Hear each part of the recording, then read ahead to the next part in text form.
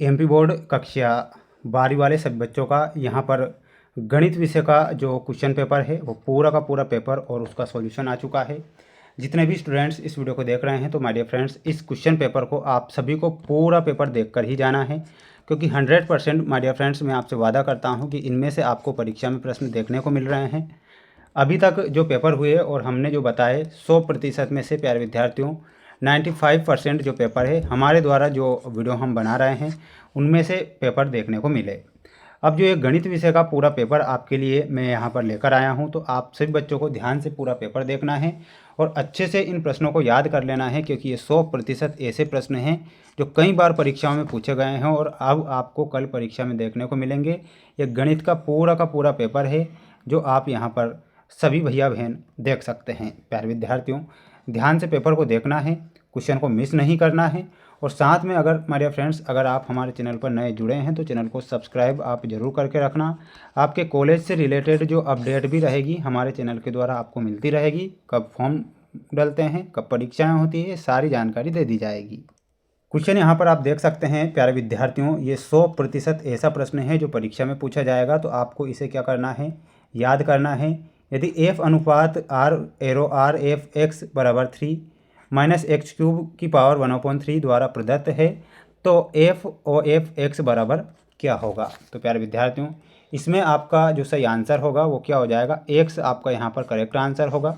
तो इसमें आप x ध्यान रखेंगे। ये जो प्रश्न बता रहा हूँ ये मोस्ट प्रश्न है। हर वर्ष मैं बच्चों को कहता हूँ कि जो प्रश्न बता रहा हूँ इन्हें एक बार पढ़ के जरूर जाना। कुछ भी मत करना लेकिन पढ़ जरूर लेना, क्योंकि प्रश्न परीक्षा में आएंगे और जोड़ी भी आपको कल परीक्षा में देखने को मिल जाएगी।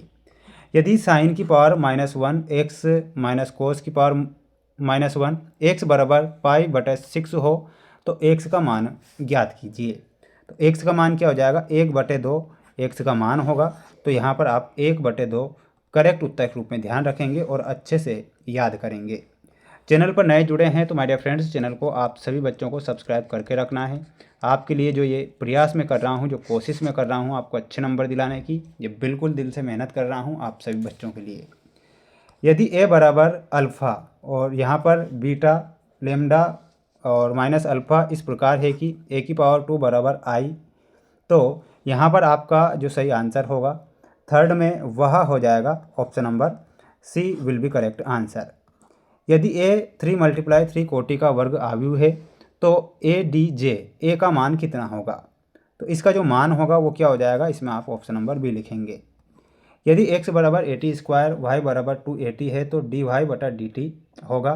तो वह क्या हो जाएगा, 1/t आप इसमें करेक्ट आंसर के रूप में लिखेंगे। 1/t जो होगा हमारा सही आंसर हो जाएगा।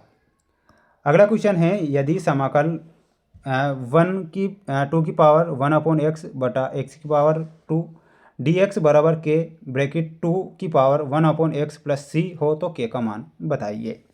तो k का मान क्या हो जाएगा, k का मान आपको इसमें आप ऑप्शन नंबर जो फर्स्ट है वो आप यहाँ पर करेक्ट करेंगे। सदिश एक ही दिशा में एकांक सदिश होगा। तो इसमें आपको ये जो सदिश होगा वो किस प्रकार होगा, आप यहाँ पर अच्छे से इसे याद करके जाएंगे। ये क्वेश्चन परीक्षा में आ रहा है तो आप सभी बच्चे ध्यान रखेंगे, ठीक है। तो ये इसका जो होगा वो क्या हो जाएगा, आंसर हो जाएगा। अगला क्वेश्चन देखिएगा। अगला क्वेश्चन है काफ़ी महत्वपूर्ण है और आपकी परीक्षा में देखने को मिलेगा।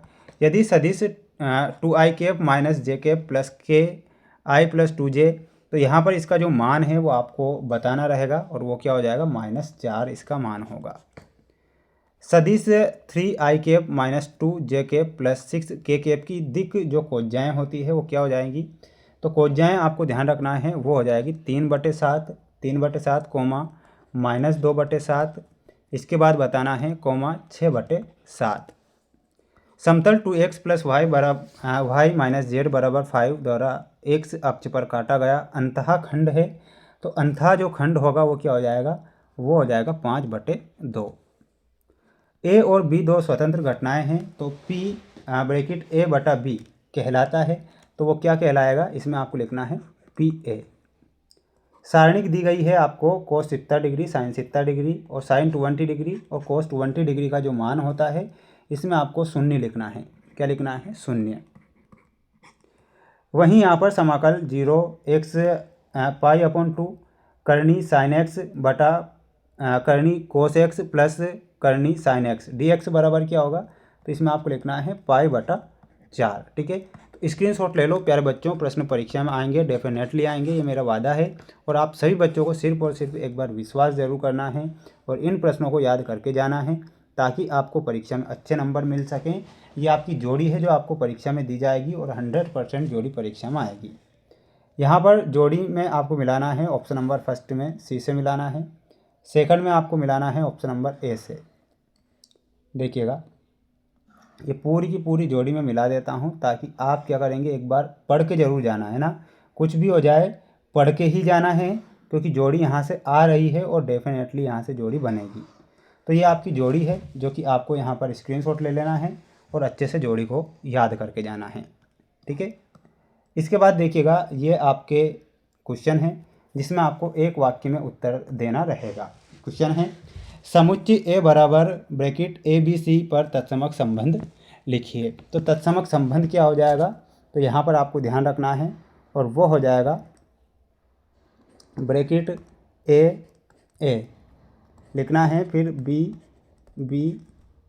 और इसके बाद आपका हो जाएगा ब्रैकेट सी। ठीक है, तो ये आप यहाँ पर ध्यान रखेंगे। माना एफ अनुपात जी अनुपात आर एरो आर क्रमशः एफ एक्स बराबर 2x+1 और जी एक्स बराबर x²। तो इसे हमें परिभाषित करना है। तो यहाँ पर आपका जो सही आंसर होगा वो क्या हो जाएगा, और वो हो जाएगा 4x² + 4x - 1। कोस की पावर -1 कोस 7π/6 का मुख्य मान लिखिए। तो मुख्य मान हो जाएगा 5π/6। वक्र y बराबर x³ + 1 के बिंदु 1, 2 पर स्पर्श रेखा की प्रवणता ज्ञात कीजिए। तो प्रवणता क्या हो जाएगी फोर्थ में, तो फोर्थ में प्रवणता हो जाएगी 3। y बराबर साइन x + b हो तो d²y/dx² का मान ज्ञात कीजिए। तो इसका जो मान हो जाएगा फिफ्थ में, तो फिफ्थ में मान हो जाएगा, आपको ध्यान रखना है -a⁴y।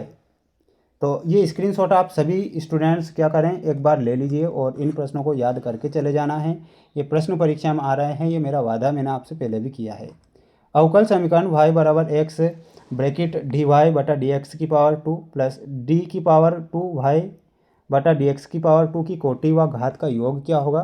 तो 6 में घात का जो योग होगा तो इसमें कितना होगा, 3 इसका योग होगा। समाकल e⁴x sin x + cos x dx का मान क्या होगा, तो इसमें आपको लिखना है और वो हो जाएगा आपका करेक्ट आंसर। ठीक है, तो ये आप क्या करें, एक स्क्रीनशॉट ले लीजिए सभी स्टूडेंट्स और अच्छे से एक बार पढ़ के ज़रूर जाना है। और ये मेरी कोशिश है, ये मेरी मेहनत है, सिर्फ आपके लिए इस गणित विषय के पेपर में मैं कर रहा हूँ। ठीक है, ये आप सभी बच्चे जानते हैं। क्वेश्चन देखिएगा, यदि संभाव्य क्षेत्र रिक्त समुच्चय हो तो समस्या की सीमाबद्ध हल होता है। तो इसमें आपको असत्य लिखना है। किसी रेखीय प्रोग्रामन समस्या के लिए संभाव्य क्षेत्र हमेशा रैखिक बहुभुज होता है, ये गलत होगा। तीसरा भी आपका गलत होगा, चौथा आपको सत्य लिखना है, पांचवा गलत होगा और 2 हमारे यहाँ पर सत्य दिए गए हैं। ये ओनली ऑन ये मैंने मोस्ट के तौर पर क्वेश्चन बताए हैं। आपका जो अगला सेट पेपर होगा वो भी मेरे द्वारा बता दिया जाएगा। तो सभी बच्चों से मैं यही कहूँगा कि अगले सेट के लिए चैनल को सब्सक्राइब जरूर करें। 4 सेट पेपर बताऊँगा, अगर 4 सेट पेपर आज आपने पढ़ लिए ना तो आपके जो क्वेश्चन आएंगे परीक्षा में वो बाहर नहीं होंगे, ये मेरा वादा है।